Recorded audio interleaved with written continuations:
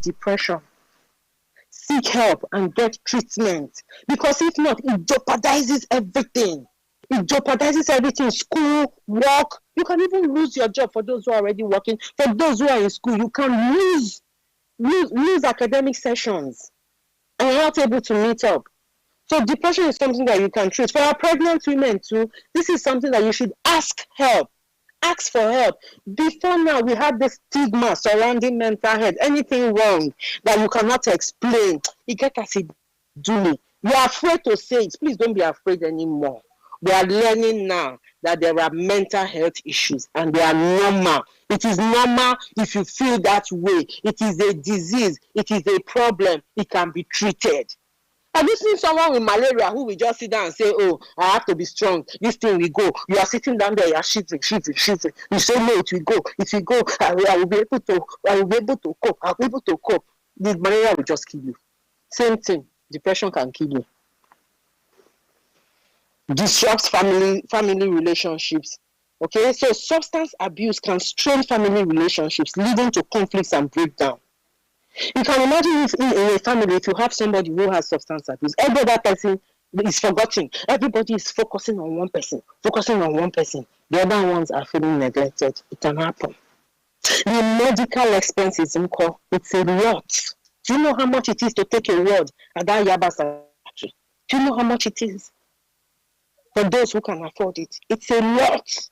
And so the impact on families is a lot. I'm going through all this. I'm going on this because they are all intercalated. They are all related. You cannot brush it aside and say, no, it's just me. Look after me. No, what you're doing is affecting the other person. It's affecting the pregnant woman. It's affecting the unborn baby. It's affecting the family. Okay, so substance abuse during pregnancy is particularly harmful, posing risk to both the mother and the unborn child. What are the signs and symptoms that you will see for substance abuse in pregnancy? You will notice behavioral change. You will notice change in behavior. Somebody that used to be very normal in behavior, very happy in behavior, suddenly becomes sad. Somebody that used to be very quiet suddenly becomes very happy. There are two different ways that you can see. The bottom line is there's a change in behavior. There is a neglect of prenatal care, and there is erratic attendance to appointments. So sometimes you will have them coming all the time. Every clinic day, this particular woman is there, doctor, and has one complaint or the other. No, all those complaints don't make any sense. She just keeps coming all the time. Her attendance to appointment is erratic. Then changes in behavior. Please open your eyes, you will know. Physical symptoms, you will see the particular patient frequently ill. You may see visible signs of drug abuse if they are using needles. You will see the needle injury. So please look. Right now, the Postgraduate Medical College, we are carrying out a study now on substance abuse in pregnancy. Because generally before now, you may not be looking at, in your pregnancy, you may not be looking out for substance abuse among them. You may just see them, madam, how are you doing today? Do you have any complaint? Is baby kicking? Madam, lie down. Let's examine you. Okay, everything is fine. See you in 2 weeks. You have not looked at her arms. You have not looked at her thighs. You have not looked at her eyes.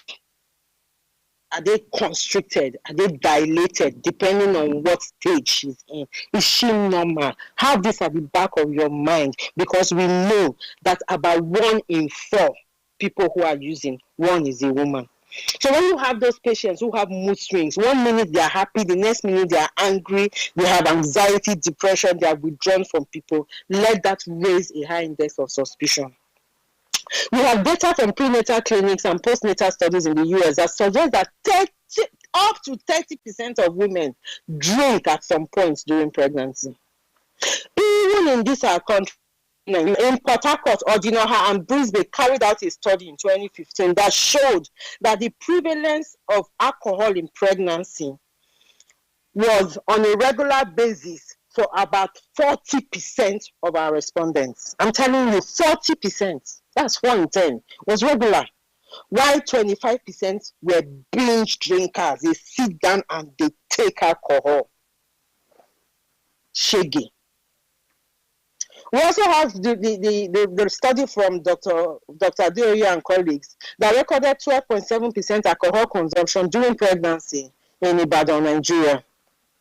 So you have these pockets of investigation, and like I said, there's a national investigation going on now by the president, faculty chair, and secretary, and the other colleagues of the National Postgraduate Medical College, looking at substance use disorder in pregnancy. So if a woman is taking alcohol during pregnancy, what are the features that you will see? If that woman delivers and you didn't know, and you see a baby with a smooth philtrum, with a thin upper lip and a small eye opening, just know that those are the fasces for fetal alcohol syndrome. That particular baby will not grow well, will have low birth weight, and may have weight deficiencies, have developmental delays, milestones are difficult to reach, and may have vision and hearing impairments. And that is really so sad, especially for a woman who attended antenatal. For this to have been missed, and the woman now delivers and has a baby with fetal alcohol syndrome. I don't know how many of you remember there's this series they used to show then, a long time ago, where the woman delivered and that baby had fetal alcohol syndrome. Woman was hiding during pregnancy to drink. We had some patients that we see too that come to us, and we would see from the interaction with them that they are using alcohol. Okay? During pregnancy, they are usually very tired. You have unusual tiredness. They may be vomiting. They may have nausea. They're dehydrated. They may have frequent infections. These symptoms, although are usually common in pregnancy, but they are exacerbated by alcohol consumption. Okay? They are exacerbated. So if you see patients that have symptoms, but exaggerated, I know you may be thinking as a gynecologist, oh, maybe this is hyperemesis gravidarum. No, look closely. Look again, open your eyes, shine your eyes. You may just be seeing somebody who's using alcohol. What about cigarette smoking? How will it present in pregnancy? What are the signs and symptoms that you would see? For a baby whose mother was doing cigarettes during pregnancy, baby will have low birth weight, baby may be born preterm, they will have placenta problem, they will have slow fetal growth, and they may have increased heart rates. Okay? They have increased heart rates. In the placenta, they may have placenta abnormalities, placenta abruption, and placenta previa. Yes, I know. You know, when you're taking history, you ask them, have you had them? Do you take alcohol? Do you smoke cigarettes? Because those things will cause placenta abruption and placenta previa. So for the medical people who are here, please, if you are OMG or you see pregnant women, please take history, find out from them to know what they're doing. Okay? So for those smoking cigarettes in pregnancy, the women, how you would know them when they come to you, they're usually very tired. They may have shortness of breath, particularly during physical activity. Another similar pregnancy symptom, but when you see it, please look. You may also have increased frequency of infections, nausea, reduced sense of smell and taste. Okay? Now, opioid use in pregnancy is another worrisome substance use disorder that we need to talk about. And if you remember, the United Nations Office on Drugs and Crime, the UNODC, told us that approximately 376,000 people, that's about 0.4% of the Nigerian population aged 15 to 64, are high-risk drug users. My brother, my sister, Ogafemi, while are they? Among every 4 drug users in Nigeria, 1 is a woman. Big trouble. And in pregnancy, you may have the neonatal abstinence syndrome showing. You have the baby with low birth weight, preterm labor, poor fetal growth. So you see that the outcomes of all the substance use on the baby are very similar. We're talking low birth weight, we're talking abstinence syndrome, withdrawal syndrome, preterm labor, poor fetal growth, and adverse developmental milestones. So the baby cannot walk when others are walking, cannot sit down when others are sitting down. And then you have increased healthcare costs. It is expensive. So you spend more. Okay? So for the woman, what will she show? How will you know? The same symptoms. Okay? Same symptoms: nausea, vomiting, fatigue. constipation, drowsiness. Then you have the eye, the pupils are constricted. If you look, you will see. My brother, if you look, you will see. Then when they have withdrawal symptoms, the pupils are dilated, then they may have diarrhea. And these same features are what our adolescents experience too when they are using. So you will find them among your students. And so if you look carefully when you're teaching and when you're seeing students or interacting with them, you will know.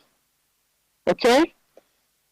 I think at this point I've talked enough about features, what you will see, signs and symptoms, and so on and so forth. What can we do? How do we manage this problem? How? What is the way forward? What are the remedies? What are the interventions?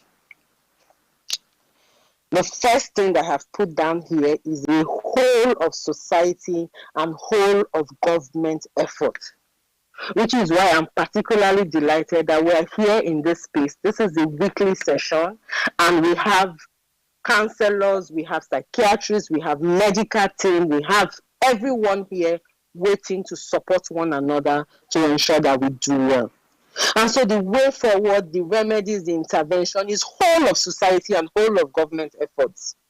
I'm happy today we saw, I think they said the den of Agbo was with Oga today to come and say he's saying no to drug substance abuse in his village, in his locality, in his domain. They want to chase out all those people. And then I know I saw something about Nuge, is it Nuge, the local government for forming Algon, my dear, thank you so much. The local government people forming the war against drug abuse clubs in schools, in communities. That is the way to go. It's a whole of society, whole of government efforts to prevent. If you are not using, please don't start. If you are not using, please don't start. If you are using, please seek help. Whether you're pregnant, whether you're not pregnant, whether you're a student, whether you're a worker, whether you're a father, whether you're a mother, you're my brother, you're my sister, please seek help. Counseling, antenatal clinic, when you come, open.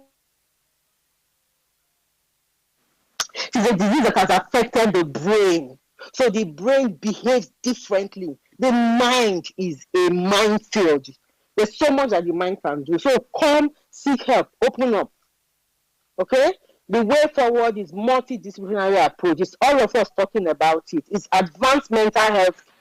And the University of Port Harcourt Teaching Hospital, I'm proud to say we have a mental health institute there where you can give all this care. And Dr. Nkwabo and colleagues are there working with the UNODC and doing things. So a whole of society and whole of government approach is needed at the national level and the local level to address this drug menace. We need to strengthen policies to address access to maternal health services. We have our antenatal clinics, but when you look, you find that our women are not coming to the clinic as much as they should. For one reason or the other, for whatever reason or the other. I must say at this point that please, if you know a pregnant woman, please ask her to attend antenatal. Come to the clinic, attend antenatal clinic, all right? We also need to organize community-based programs. At the Medical Women's Association, if you look at if you look at our 6-month report, if you look at the things we've done in the last 1 year, if you look at the things we've done in the last 1 month, at every state branch of the Medical Women's Association, we are collaborating with the NDLEA, we're collaborating with communities, we're collaborating with other NGOs, with government, non-government, to bring information to our communities.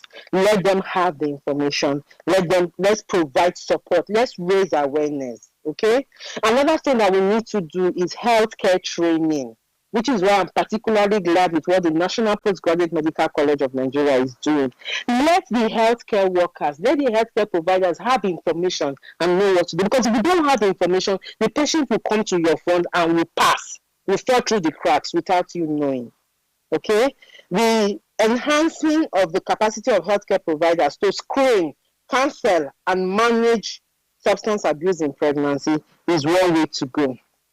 All right. So education and awareness, if I'm to recap, biopsychosocial approach, where we are looking at the person's biology, the person's health, the person's environment, the person's social status. Those are the things that you need to look at so that you can advise the person well.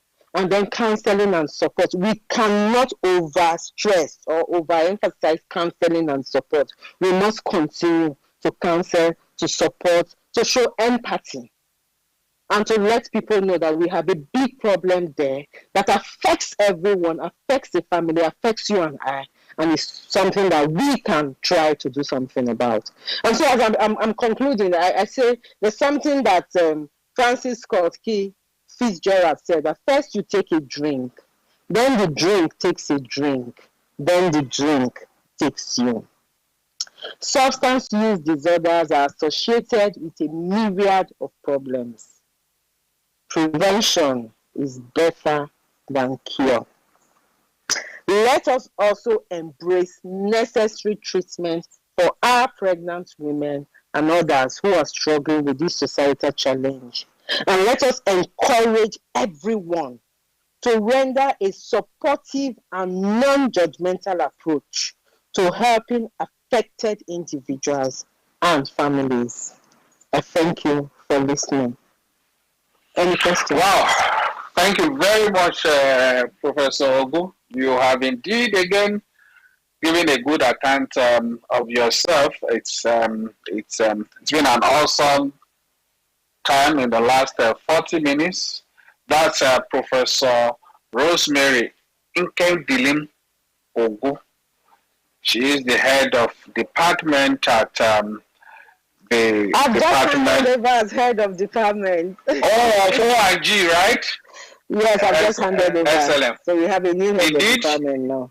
Indeed, she still remains a professor of O&G at the same institution. Thank you very much, Professor Ogu, for that. Excellent. The good thing is that we have great benefits on this platform today. One, I think almost, if not this is the second time or thereabout that we'll have both audio recording, and at the same time we'll have the full text available to be shared on the platform. All of that will come shortly before the end of this conversation. We'd like to appreciate you once again, Professor Ogu, for that. Let me quickly acknowledge all our people joining us across Nigeria and across the world. I have Kem, that's our Kem Patriot. We have Dr. Asiya Adamubiu. Thank you very much, Dr. Asiya Adamubiu.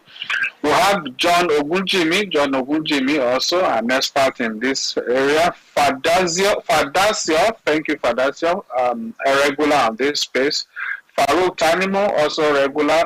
Jamila Adamu, Muhammad Bafo, Brother Worth, Dr. Shinedu Ogubwa, Nengi Steve, Abdul Idi Alimi, Zana Isha Joseph. Zana is a director with the agency. Priscilla Obuike, Kende Obelebra, Adebi, Jimmy, Abila Junior, Black Mind, my colleague Rita Okpere Shidi, another colleague of mine. Fine Boy, Ezeo Haneka, Tope at Emir of Edo. Okay, I have a great friend, my colleague out there, that's Lieutenant Colonel M.I. Aminu. Aminu joins us from Rio de Janeiro in Brazil. Thank you for finding time to be part of this conversation. I also have a Miloko of Gold Coast, that's Dr. Adesuye, who is also joining us from Australia. Pascal Iwebu Okitiogon, that's at Laokayode. Sati Jumema, Bashir Ibrahim is our commander in Kwara. Rukaya Mohammed Obansa, Onju Hazan Ari, Jimmy Finance B, Pharmacist Agboma joins us from Port Harcourt, the same city with you, Professor Ogu. Sunday Shooks, Anamati Queen Evelyn Iyang, Omolara at Commander-in-Chief. I think Omolara is a medical doctor. Iloda Augustus, Amusti, Olalekan Olaiya, Isaiah Shimugu, Henry leaders at the Rivers Doctor. Thank you very much. We can't recognize everyone at the time. We'll continue to recognize more people as we go by. Before I open the space for us to start, let me quickly read this from our DM. Abila Jr., what is, okay, okay, Dr. Professor Gu, I think you can attend to this later. Okay, let me, okay, I think I have seen Matala Aminu listing from Rio Janeiro. Thank you, Emma there. Olale Conshitu, this is so good and very educative. Thank you. Emiloko of Gold Coast, I'm participating from Australia. Thank you, Emiloko. Okay, let me ask. This person is asking Nikudas Abila Junior, what is the Nigerian government doing on harm reduction program targeting pregnant women? Okay, Professor Ogu, would you want to take that shot first before we come to the people on the space that already have our speakers table? Sure. Right. Please go ahead. Yeah, you're asking what the Nigerian government is doing. The Nigerian government, for me, I would say we are all part of government, aren't we? The NDLA is an organ of government, and we are here today on this space under the auspices of the NDLA. So that is one thing government is doing. I talked about the National Postgraduate Medical College doing a nationwide research on drug use and pregnancy. The National Postgraduate Medical College of Nigeria is an arm of government. And so I can answer it in that way and tell you government is doing a lot. I can also answer that government is not doing as much because women don't have access to care, because we don't have, if you come to the hospitals now, a lot of things are lacking, and so on and so forth. So either way you want to look at it, government is doing something, but this is not something that you would look for government to do. This is something that all of us have to be part of. And which is why I said in my concluding remarks that let us encourage everyone. Let us encourage everyone, to be part of the solution. Please. Thank you. All right. Thank you very much, Professor Good. Let's take.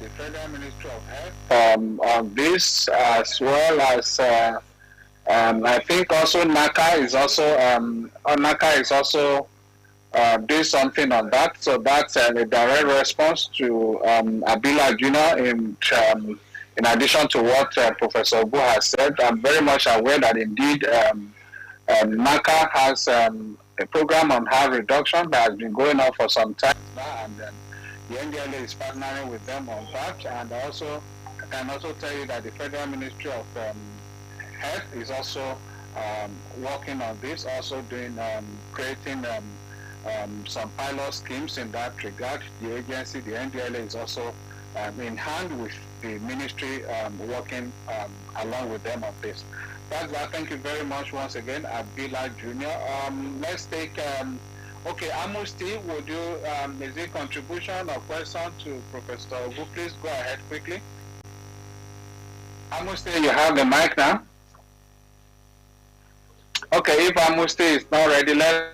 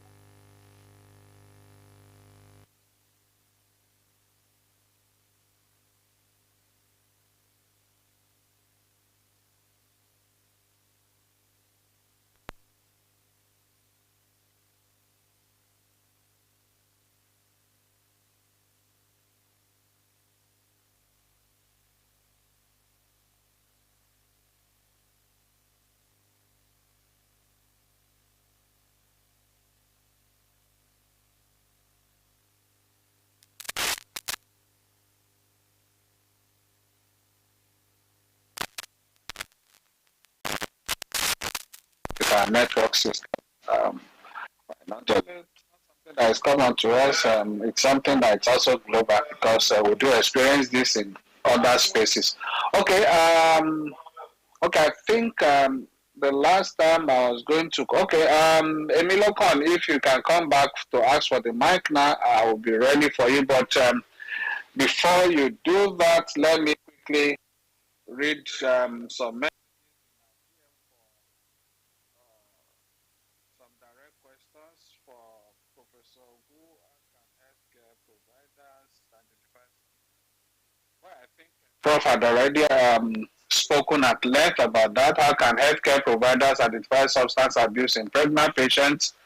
Okay, the second question from Diba is what long-term developmental issues can arise in children born to mothers who abuse substances during pregnancy? Uh, I think Professor Ogu had also addressed that. Yeah, okay. There's another question popping in again. What are the risks of miscarriage or preterm labor associated with substance abuse in pregnancy? Okay, I think maybe Prof, you may have to respond to this because the other two questions from the same person, I believe you had answered them, but this third one, what are the risks of miscarriage or preterm labor associated with substance abuse in pregnancy? Please go ahead. Thank you very much. How can healthcare providers identify substance abuse? I said it's by high index of suspicion. Open your eye, look at the person. The normal pregnancy symptoms will usually be exaggerated. So you see somebody who is tired, who is panting. If you look at their eyes, their pupils are constricted. If you look at their eyes when they are undergoing withdrawal, the pupils are dilated. The person may be dehydrated. The person is different. So somebody you know before who used to be very quiet suddenly becomes very talkative and so on and so forth. And then if you look on examination physically, you can even see marks and all those things. You can even look at their nose and see burns and so on. So if you open your eye and look, you will be able to see. Just have that high index of suspicion and look out for it. You need to look out for it. If not, it will be there and you will not see it. What kind of developmental issues can happen in children? I said developmental milestones will be impaired. For instance, a child who's supposed to be sitting is unable to sit. A child supposed to be walking is unable to walk. A child is supposed to be talking is unable to do. So those developmental milestones, the ability to have neck control, ability to sit, to crawl, to walk, at the time when it's supposed to be happening, they may be delayed. Okay, so those are the things, the developmental issues you will see. Further on, as they grow up, they pass that childhood, that infant stage where you are talking about crawling and walking and neck control. You see a child who is unable to learn. So you have learning difficulties. Those things happen for children whose mothers use substance, abuse substance, okay? Then you said, sorry, what was the last one? The one I was supposed to answer. Just a moment. She's asking, okay, what are the risks of the risk miscarriage? of miscarriage. Yes. The risk is increased. Let's say, for instance, if I see a patient in clinic and I ask you, what's the risk of miscarriage in this patient? You would ask me, is this woman on drugs? Is this woman abusing substance? Is this woman, has she had a miscarriage before? Does she have a family history of hypertension, diabetes? Is her age above 38, and so on? So you have risk in those people. In the general population, there's no risk. Now you get pregnant, you will carry your pregnancy to term. Nothing will happen to you in general population. But because of substance use abuse, your risk increases. Is it going to double? Is it going to triple? If that's the question you're asking, I can't answer that. But just know that you become high risk for miscarriage, high risk for preterm labor, high risk for preterm delivery. Thank you very much there, Professor Ogo. I will have more and more people joining the conversation. But just as I said, I'll just acknowledge a few people will go on, they will acknowledge more. Okay, I've seen another of our regular Tinuke. Tinuke is also a medical practitioner joining us from Maryland, US. Thank you very much, TK. We also have Dr. Kemi Olunloyo. Dr. Kemi Olunloyo also a Japa Nigerian diaspora. She used to be with us here, but it's also a senior member of this platform. Thank you, Dr. Kemi. We also have Dr. Shandus and Abolaji Ogundipe. Thank you, ladies and gentlemen. We'll continue to acknowledge as many people as we can as we go back. Okay, let's take. Before I come to Dr. Kemi Oluloyo, let's take Emiloko. Emiloko, that's Emiloko of Gold Coast. That's Dr. Adesu joining us from Australia. Please go ahead. Mr. Femi, thank you very much. And I want to appreciate Dr. Mary for that deep and well-detailed presentation. We are talking about pregnant women here, and definitely they carry the next generations. And if we are not careful, we are breeding what we've seen in the Western world, the disabled people right from pregnancy due to what their parents are using, and we know how it's on high volume via. So my question is, what's NDLA doing in controlling both? When I was practicing in Nigeria, you see pharmaceutical companies coming to hospital to advertise their drugs, telling doctors that, oh, if you prescribe more of our drugs, we can give you receptives at the end of the week. And you see doctors prescribing antibiotics when it's needed and when it's not even needed.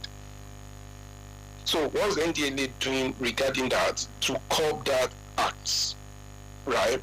And also, why is it that in Nigeria we don't even have laws, right, preventing people from going to just buying antibiotics and any other drugs on counter?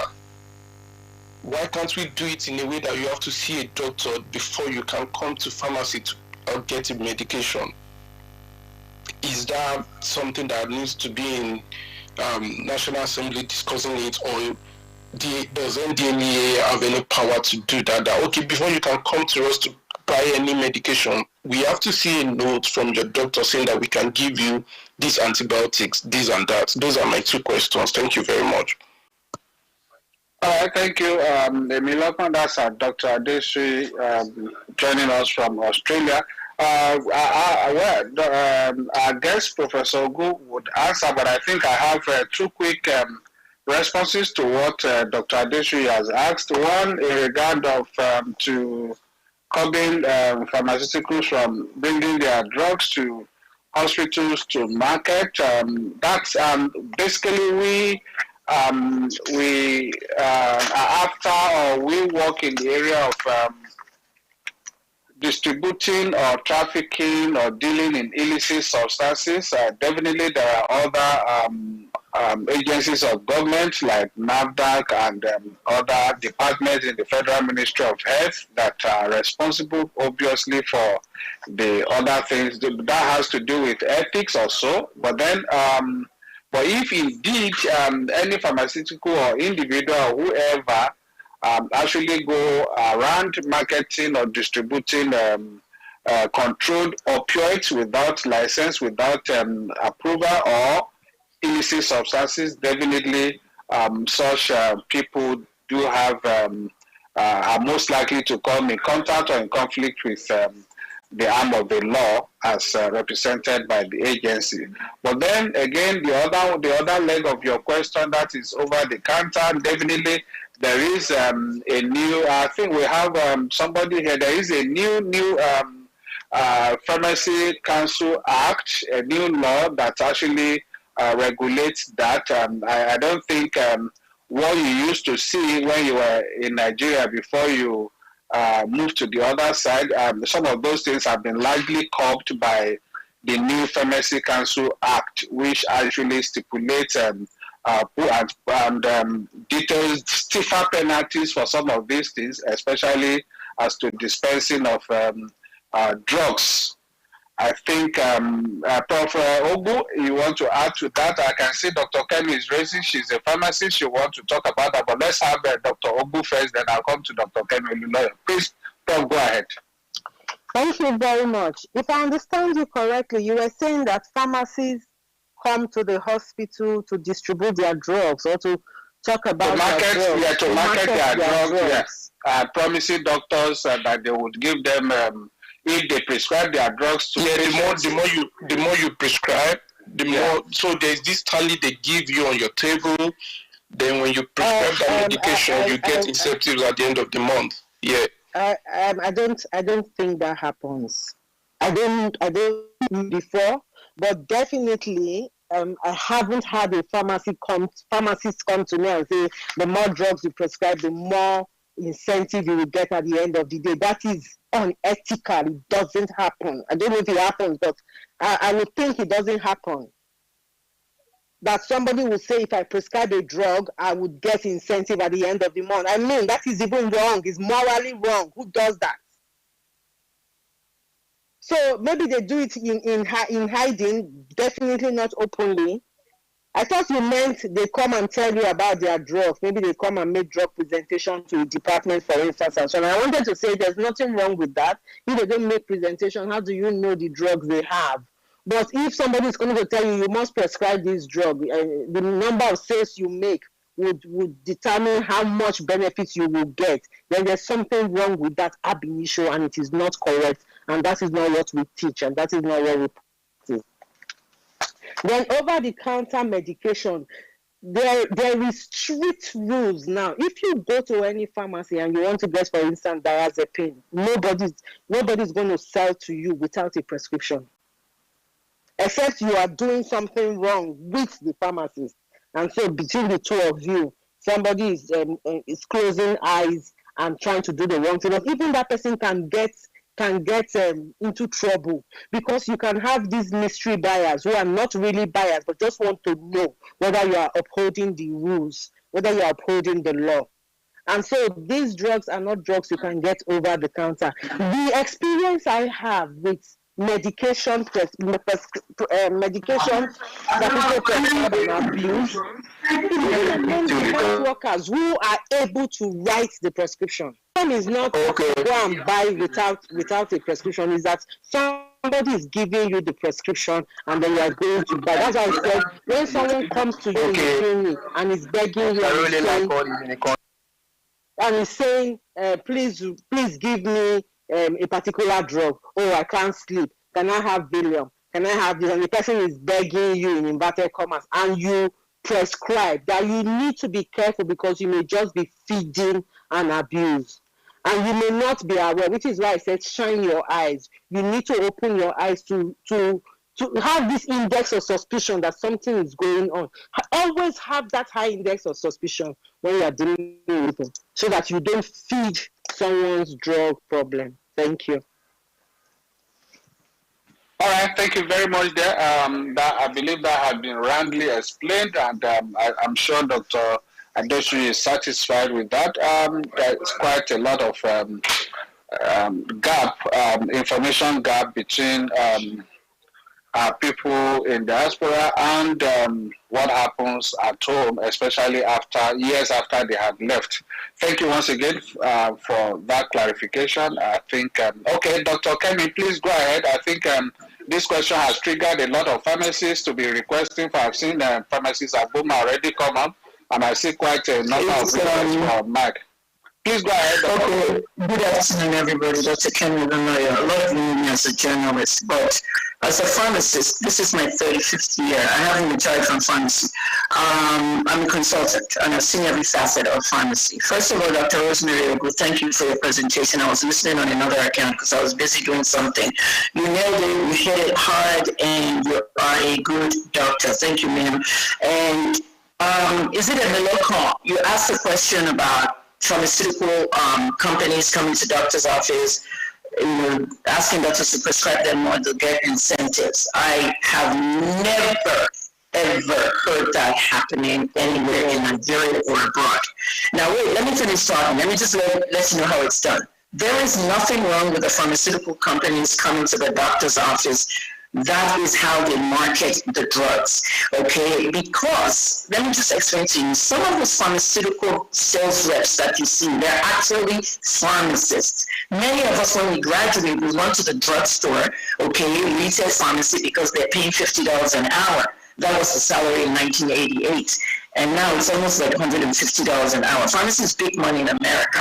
However, some of our classmates don't like to work in a drugstore and they become a pharmaceutical sales reps. If you can sell stuff, you can, like they say, if you can sell snow to an Eskimo, or you can sell sand at the beach, you can sell pharmaceutical medications. So I'll give you an example in layman's term. Okay, I'm a journalist and everything's supposed to be in 10th grade language. 10th grade is JSS 1 in Nigeria. So for a 10-year-old or 12-year-old listening to this now, if I'm selling amlodipine, a drug for blood pressure, and the other guy is selling nifedipine, which is another drug for blood pressure, both those drugs are in the same classes, okay? Calcium channel blockers. If I want to sell mine better than the nifedipine guy, both drugs work the same, almost the same, in the same class, okay? I have to come up with something.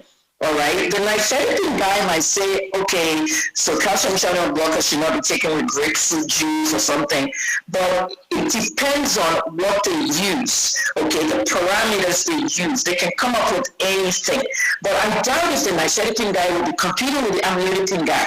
Maybe if I were that sales rep, I might say, if your blood pressure, if your patients are having, borderline blood pressure, you might, want to use half a dose, maybe 5 milligrams of this or that.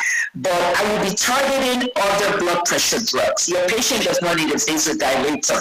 They don't need an allopril. You can stabilize them. It's not about money. If you prescribe mine more, you will get more money. The way sales reps are promoting their drugs, okay, is technically you don't want to give too much of a drug or too less of a drug. I saw a lot of women in Port Harcourt with blood pressure of 189 over 100. That's deadly. They were rushing them to Braithwaite Hospital. During my prosecution as a journalist, when I was in that prison, they were taking them to Braithwaite because they were literally dying. 189 over 100. You don't want to give that patient calcium channel blockers. You might want to do it under the tongue for the nifedipine, but you want to put them on maybe the vasodilators. You don't want to give them the small drugs, the hydrochlorothiazide, the loan. You have to combine those drugs. These are what sales reps do. They don't go there to be saying, I'll give you more money to prescribe. Where did you hear that from? Did you see it or you heard it? I want to ask that question. Okay, please go ahead. Just a quick response to the question. It's a quick question. Did you see that happening or you heard about it? I did not hear about it. It happens. And it will surprise you that when I was working in Abuja, we don't need to call company names here or something. But it happened in front of you. Yes. Okay. If it happened, I'm sorry. Hold that thought. If it happened in front of you, it shouldn't be happening. Okay, you can report that to the member of which I report. Yes, I report. I made a report. Okay. It was followed up with proper action. I'm only putting this out because of worry about places that we don't know of. It's very good abuse, and these people, these drugs get into wrong hands. Okay. Okay, thank you very much. Okay. Mr. Babafemi, I was just responding to what Emilio said because I'm a journalist as well. Okay, there's some media outlets that actually focus on this stuff, health and investigation. Okay, so it's good that you said it only because I'm a journalist. But all I have to say on this space, my own contribution today is the fact that on the topic you're talking about pregnancy, and I really want to, this is very important. I won't be long. I want to say this. Okay. Yes, I was the director of pharmacy. I tweeted it. You can read it. I was the outpatient director of pharmacy at Johns Hopkins Bayview Hospital in Baltimore. And that's one of the most prestigious, if not the most, in the world. Johns Hopkins has an outpatient center for addiction and pregnancy. It's called CAP, Center for Addiction and Pregnancy. So I started a volunteer project there that I call MAP, like a map, direction to somewhere. And it was called Mending Addiction and Pregnancy. So my program was an award winning. My congressman, you can read the tweet. I just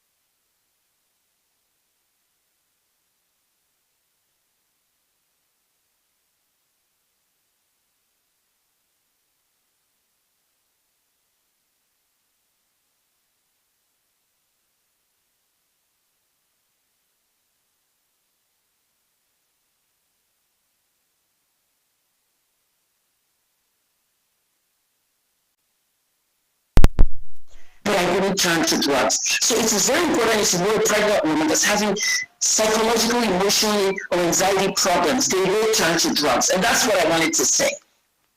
Thank you. Thank you. All right, thank you. Okay, Prof. Ogu, would you want to say something to that issue slide so that we can take other reactions? Let's take other reactions. Thank you. All right, okay, let's come to, okay, let me quickly dash to Port Harcourt where you are now. Mrs. Aboma, please unmute yourself and let's get your contribution. Okay, thank you so much, Mr. Femi, and thank you, Professor Ogu, for that amazing presentation. And my own contribution is a response to what Dr. Miloku, right, said. In every profession, we know that there are rogue professionals in every profession. What he was talking about was happening sometime years back. It was happening. It was as bad as when the teaching hospital, that's University of Port Harcourt Teaching Hospital, was in town, the part of Port Harcourt called town. I was working in a pharmacy, one of the biggest around there. And there was a particular multivitamin that we got prescriptions for. Like every day we get like over 30 prescriptions. It was as bad as we got prescriptions for a 4-year-old, a 3-year-old child. And that supplement was meant for adults. So I personally called the rep out, called the doctor who will usually come to collect the paper. You know, there was one particular doctor, his signature was a recurring decimal. About 3/4 of the prescription was coming from him. So I called him out the day he came to the pharmacy. He said, he needs to go for an international conference. I said, I'm going to report you. This is malpractice. And that is part of the reason why now you don't have sales rep coming to the hospital. You have medical reps. And those medical reps, they don't carry drugs anymore. They just come to detail drugs to the doctors. They don't carry medication anymore. So the company keeps the medication with the marketers and all that. So these pharmacists come to the hospital to detail doctors about their drugs. They could bring graphics or samples, but never drugs. They don't sell drugs to anybody. So it happened. It used to happen. But that's why there's that change from the companies too. And then for controlled drugs, unless something is wrong with the person, you can't sell a controlled drug without a prescription. Because every pharmacy has a poison disposal book that will call from K. If the NDLA visits your premises, you must show proof that you sold those controlled drugs with a prescription, and a copy of the prescription will also be inside the poison book as evidence. And we've seen it happen in Port Harcourt here, in Rivers State, where NDLA officers just walking, or they send mystery shoppers who come in and ask for, I couldn't sleep for 1 week, I'm going crazy.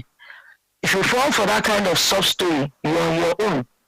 Our colleagues are sensitized, they all know. So it used to happen before, but not anymore. Thank you. People like a pharmacist that's still practicing, like my very senior colleague, who is the citizen of 2 professions, but still a pharmacist. We identify with her. She's my senior colleague, so respect her. That's Dr. Kemi, right? Yes, she's my very senior colleague. She has she's Jackpa. I know she's not in the country, yes. So, serious respect. 18 months ago. See how fast 18 months ago. But look, Mr. Babafemi, let me ask her while she's there. The situation are you in Port Harcourt now? Yes, I'm in Port Harcourt. Yes, ma'am. What is the situation on pregnant women? Many of them are in the prison, and many of them have very high blood pressure, and they have addiction issues. Has that gone down, or is still high up there? I think that should go to Professor Ogu. That should go to Professor Ogu, yes, because I am a private practice. All right, thank you. Thank you. Professor Ogu will respond to that. Let's take the next contribution from, that's B at Finance B. Is it a question or a contribution? Please go ahead. Okay, thank you very much, Mr. Femi. And I want to thank Professor Rosemary for this beautiful lecture she gave. She was actually my lecturer when I was in medical school. I want to buttress on what. Get daily boosted odds, plus our best.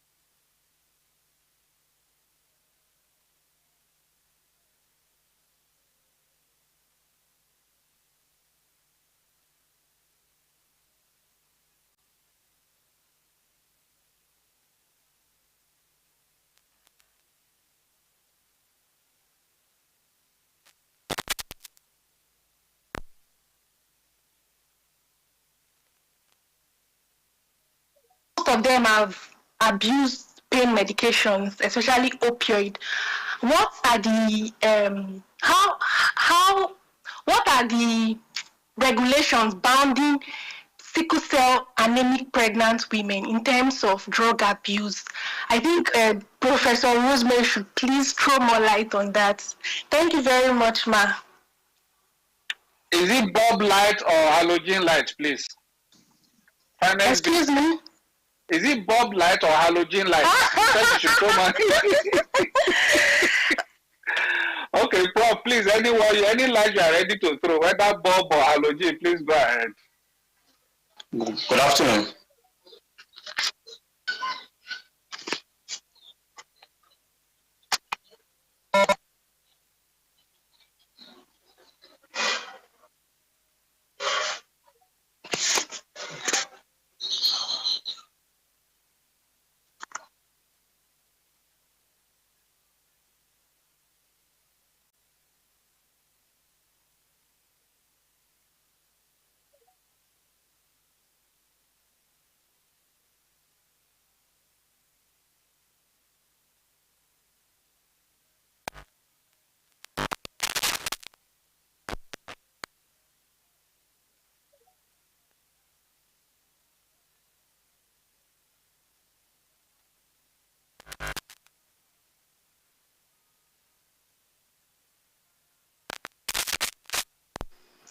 Sorry, my network was muted. I didn't have a microphone. I was asking Sophia, thank you so much for sharing your experience with us and letting us know that it's really difficult to get some drugs across the counter. And that was what I was sharing earlier when I said, look, those things don't happen anymore. You just don't go to the pharmacist.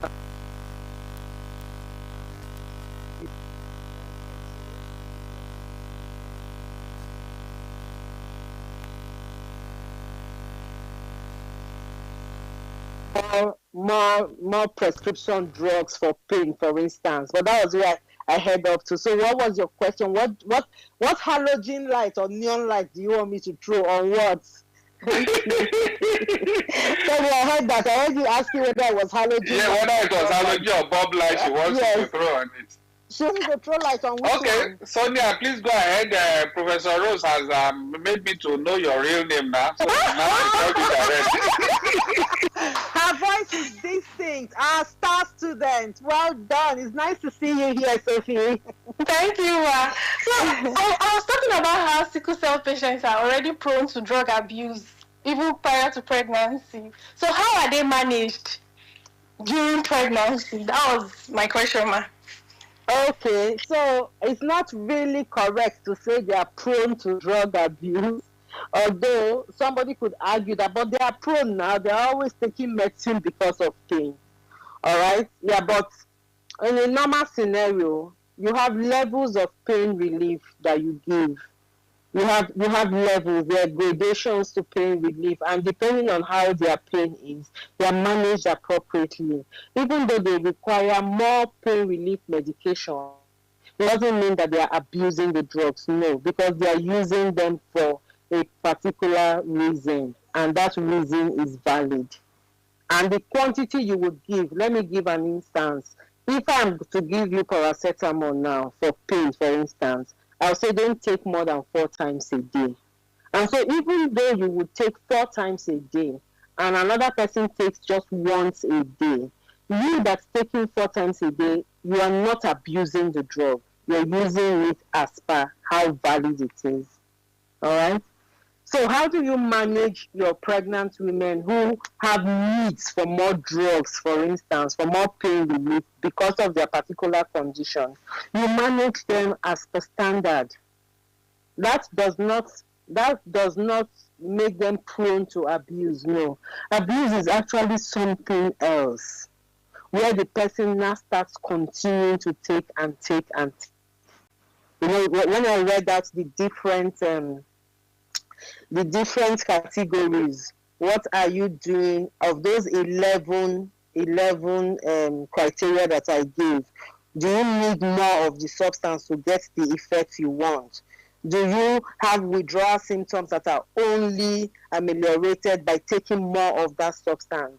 Yes, if you, for instance, let's say a patient with sickle cell crisis may keep wanting more and more of that drug. So there is a delicate balance where you make your patient know that you can't keep asking for more and more. Okay? You can't keep doing that. There are other things. There are other means of pain relief, for instance. There's psychotherapy. All right? So you can use all other means for pain relief to ensure that your patient does not become a criteria for substance use disorder. Thank you. All right, thank you very much there, Professor Rosemary, and thank you also, Sonia, that's the finest B. Okay, let me give this opportunity to Prince. Okay, she looks it. DP shows that she, anyway, in voice and in her look. Thank you, finest B. Okay, I think Pharmacy Aboma is raising her hand. Please go ahead. Okay, thank you so much. I found that what Finance B was asking about, Prof, is like we know that a lot of sicklers abuse pentazocine to relieve pain or crisis, or in crisis. So if this patient or this client used to abuse pentazocine when she was single, she gets married, she's pregnant, and of course, pain and discomfort increases, depression and all that. That is their, what was she years ago? Is there a protocol how you manage this patient who's already prone to addiction, who has been using this pentazocine and is now pregnant? I guess that's the angle she was going to. Thank you. Okay, all right, thank you very much. So I'm going back to my slide 42, the way forward, remedies and interventions, where I talked about psychosocial approach, where I talked about medical treatment, prenatal care, and detox program. So we're taking this particular, now we are saying a sickler who is in pain and is taking pentazocine more than 4 times a day, for instance, and is taking it all the time and is pregnant, and what do? these are the people that you would counsel and you would do prenatal care for. So even before they get pregnant, you have one-on-one with them. We have prenatal clinics in many of our teaching hospitals now, because we now have maternal health. Okay, at the National Postgraduate Medical College, we've started the maternal health unit, and we have accreditation in some of our teaching hospitals. And so we have prenatal counseling clinics where women go to before they get pregnant. So your sickle cell patients are one of those patients that you would have there, and you talk with them. We know the fasci of drug dependence and babies, what it shows. So by the time you give those information, that education to the patients to say, look, you can't keep taking more and more of this particular drug because this is what it will cost to your baby. You can use that education, information, awareness creation, counseling sessions to help the woman to choose something else, to use something else. We have seen addiction in pregnancy. We have seen addiction even outside pregnancy. It is terrible. It is terrible, especially to opioids, to pain relief. The person will tell you that the pain is unbearable. I can't deal with. I cannot use. And I told you about the colleague whose entire thigh was finished and even needed plastic surgery to treat the wounds from the injection, self-injection. This particular colleague had a daughter. So a lot of things go on. And you use what you've seen, you use your experience to counsel people, to tell them.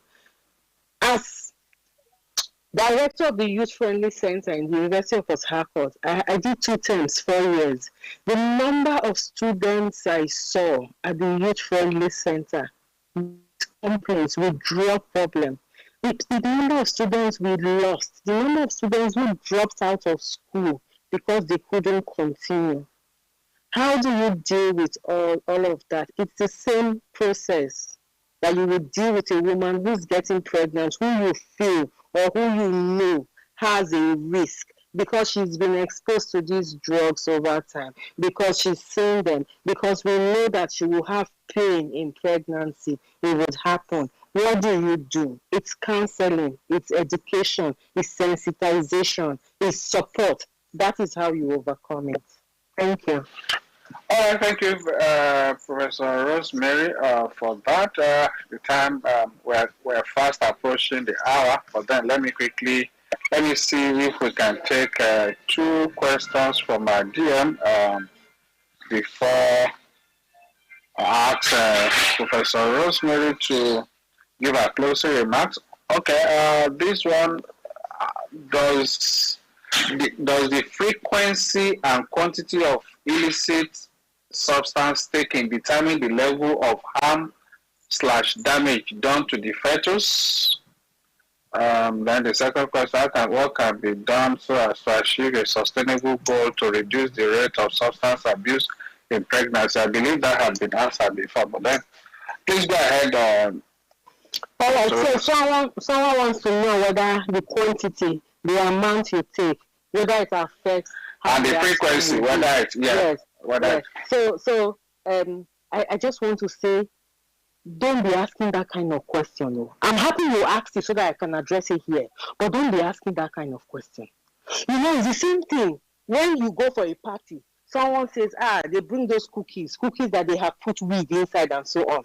And you say, okay, let me just take one. After all, nothing happened to him, let me take one. You may just be the one that will take one, and the next thing you see yourself upstairs, you are flying downstairs because you think you can fly. The way drug affects one person is different from the way it will affect the next person. It's different from the way it affects the second person. One person may take this quantity, this duration all the time, and nothing will happen to that person. The other person may not have the same luck. And then there's something you must know. Even though I say it affects people differently, the end result is the same. The end result is that pathways will be formed in the brain, The end result is that the person's mental health will change. The end result is that that person will have a mental problem in addition to a drug use disorder. The end result is that the pathways in the brain that are formed by these illicit substances become permanent. So your brain recognizes by sight, by smell, by thoughts, environment. So please, it is not, oh, let me take small, nothing will happen to me. No. It is not let me do like XYZ. XYZ does it small. They have sense. They know how they do it. No, everybody is different. It is not, what do they call that word in mathematics? Is it mutual relationship? As this one is rising, the other one is rising. It's not like that. Yeah. The relationship is different. All right. Thank you very much, Professor Rosemary. Let's take the next one from a senior member of this platform, Dr. Asiya Adamobiu. Please go ahead. Good afternoon, Dr. Babafemi. Good afternoon, Prof. Professor Rosemary. How are you? Fine, thank you. This is really good. I've quietly listened to you, and you've taken it very well from a human angle. And as a mental health counselor, you have made me happy because everything or most of the things you have said this evening keeps hammering on psychosocial support and psychoeducation. And this is what I like to talk about. Because when you talk about the brain, when you talk about all the effects of substance use, dependence, abuse, whatever, it actually takes people around this person to be able to help this person. In most cases, the person cannot help himself or herself. So, speaking this evening like a real counselor, which we are going to induct you as, makes me very, very happy. And yes, and I want us, you have said it clearly, and we keep saying it every week on this forum, that it is everybody's business. So if in the North, what we're talking about now is so rampant. Abuse in pregnancy is everywhere, especially corners, So, and women, I think a few of us have said this, have taken over, A lot of factors are responsible. One person to the other have different reasons, but let us hold hands, let us work together, let us collaborate, let us address this issue as we're doing, and I'm sure someday, somehow, the figures will drop. I'm surprised Port Harcourt is where it is at from your research, but I pray as we go on, the figures will drop. Thank you very much, Prof. All right. Thank you. All right. Thank you very much, Dr. Asiya Adamobiu. We appreciate you always. It's very great to hear from you again this afternoon. I know you're always present, but your hands are busy. All right. We've got into the hour. I believe Professor Rosemary is now ready to speak to that because she already rightly appreciated Dr. Asiya there. So I would like to invite this great woman of substance, a great woman of intellect, elegant, and brilliant Professor Rosemary Nkemdilim Ogu to please give her closing remarks. Thank you. Thank you so much, Agafemi Babafemi. Thank you so much, NDLEA, for inviting me. Alan, I see you. Thank you. Francis, well done. Thank you. And all the medical women who are here today. Sophia, Memuna, Obelebra, Ugo, Candles, I see you all. Thank you. The party, what I want to say is we have a big problem. The drug problem is big. And it is not, you cannot just say no. It's not enough to say no because of what it does to the brain. It's a challenge. There's a physical manifestation in the brain caused by the drugs ingested. Therefore, every hand must be on deck to support people, to let people know don't go into it at all, to let people know don't even experiment, and to let those who are using, please come out of it. You can, because the consequences, there's no good consequence in the end. But you can come out of it. You can. Thank you very much, everyone. It's a pleasure to have been here. Greetings.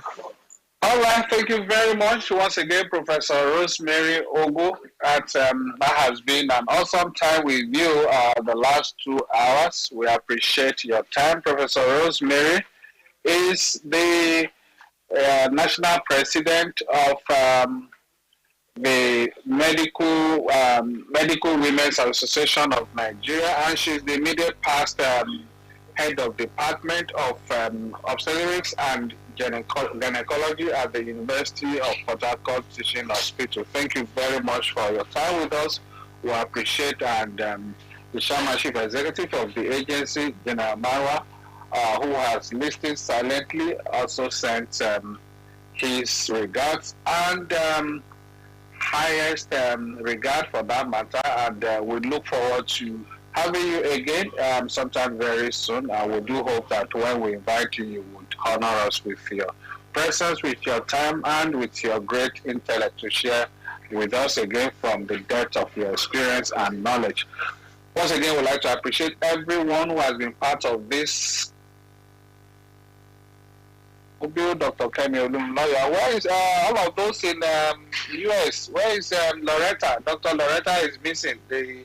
Our ambassador in Chicago. Thank you, everyone. All of our friends joining us from Australia. That's Dr. Adesuye Milokon. And those our friends joining us from Brazil. That's Rio de Janeiro. Thank you, everyone. I can't go over the names again, but then we do appreciate everybody. I like to appreciate all my friends, all my colleagues working behind the scene with me here, talking of Francis, Shidi, Musa, Mahmoud, Bamidele, Valentine, Neta, Miriam, Comfort, and all of you guys. I may not be able to mention all your names. I do appreciate your support and always ready, your commitment to duty at all times. So please, let's remember as we go forth, it's a common saying, thank God it's Friday. Yes, indeed, it's a Friday, but then we have a responsibility to ensure that we do things in moderation, especially if we have to go out to relax. Please, let's avoid anything that has to do with illicit substances or the opioids. We've had all our experts, Professor Ogu, Dr. Asiya, Pharmacist Boma, Dr. Kemi, and all of them, all of us, all the things, all the same point we've been hammering. If you have not gone into substance abuse, please don't go near it. For those of us that we know what we see every day, especially families struggling with under the burden of this scourge. 2, 3, 4, 5 children in the house involved. I mean, this is not an experience anybody will want to go through. You wouldn't want to pray that for your enemy. So please, let's, as much as possible, abstain and refrain from it. And if you are indeed already involved, please, it is time to seek help. We have provided a helpline that you can reach out 0800 1020 3040. In fact, we have test kits that you can use in your homes, in your offices, in your schools, and call the helpline. They will support you. They will assist you. This is just to get early detection, and so that we can help you early enough before the situation degenerates into dependence and ultimately psychiatric issues. God forbid, that may also end up in the ultimate death, and that's what nobody really prays for. Until I come with my team your way next Friday, the same time, 3 to 5 p.m. Please stay safe out there, and let's have a wonderful time. Remember, we'll be sharing the presentation of Professor Rosemary, as well as would also have the recording of this conversation ready on all our social media platforms. Do have a great weekend. Thank you very much, sir. This brings us to the end of the program, as you rightly said. For more information about the agency, our listeners can visit our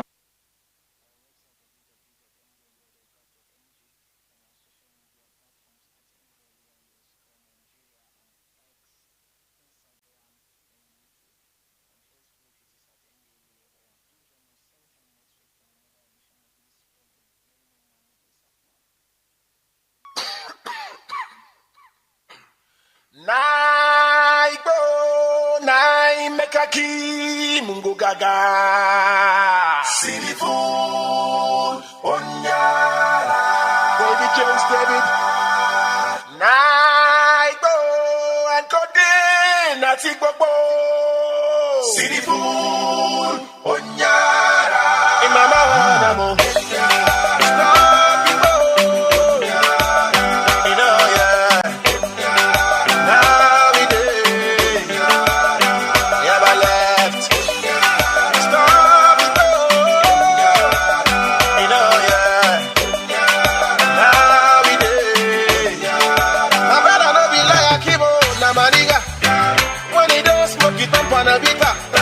She don't wanna me say he go beat us, and the only thing when they make me high.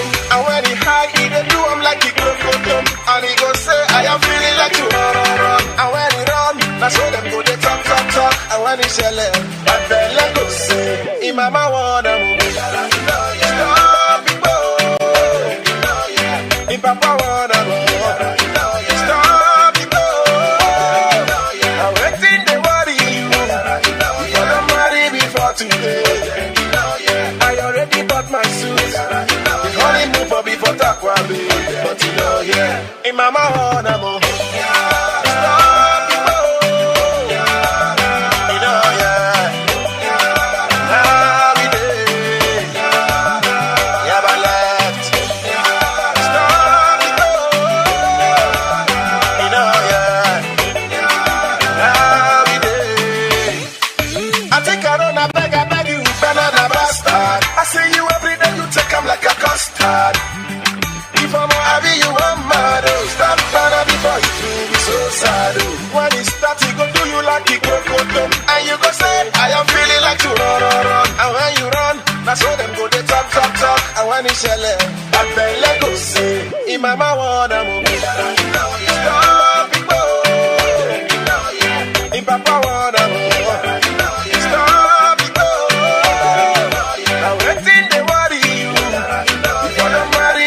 Today. I already bought my suit. The honeymoon for before Takwa, but you know, yeah.